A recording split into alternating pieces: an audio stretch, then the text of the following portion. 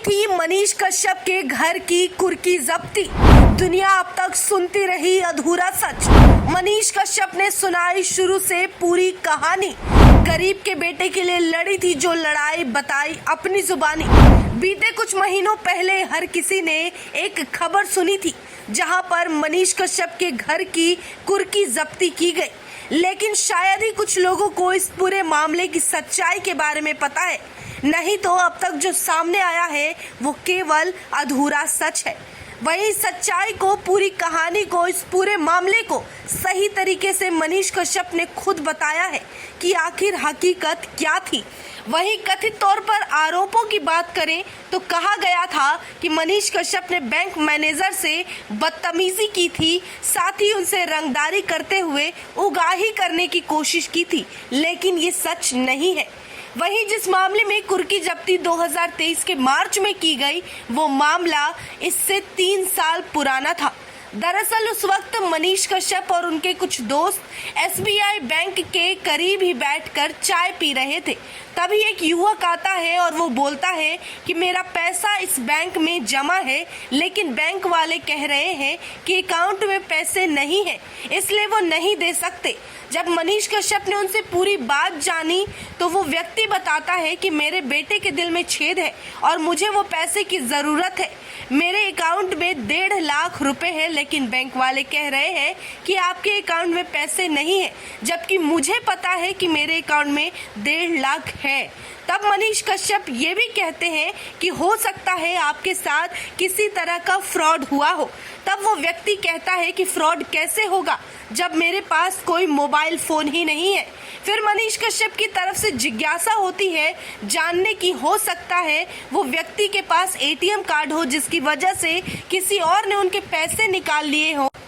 तब वो व्यक्ति बताता है कि बैंक वाले भी ये जानते हैं कि उन्होंने कोई ATM कार्ड इशू नहीं किया है, मेरे पास कोई ATM कार्ड नहीं है। यहाँ तक कि बैंक वालों को ये भी जानकारी है कि पैसे कहाँ से, कौन से अकाउंट में ट्रांसफर किए गए हैं, लेकिन वो किसी तरह की डिटेल नहीं दे रहे हैं।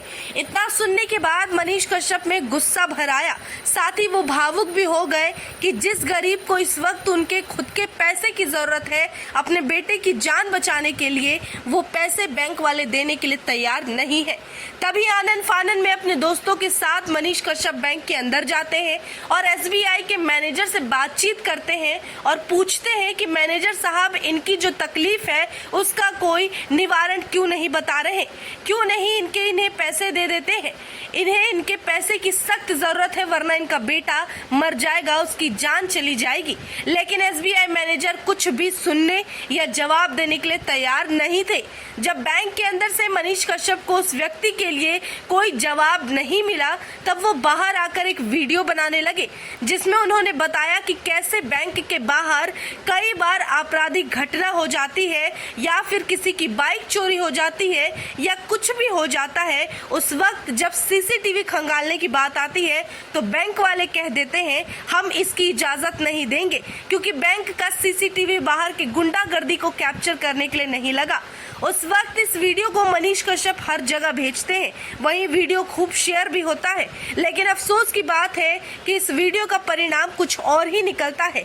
एक तरफ जहां उस युवक का बेटा पैसे के अभाव में मर जाता है और दिल में छेद होने के कारण उसका बाप इलाज नहीं करा पाता, वहीं दूसरी तरफ मनीष कश्यप पर एक केस लग जाता है जिस मामले में 3 साल बाद उनके घर की कुर्की जब्ती की जाती है।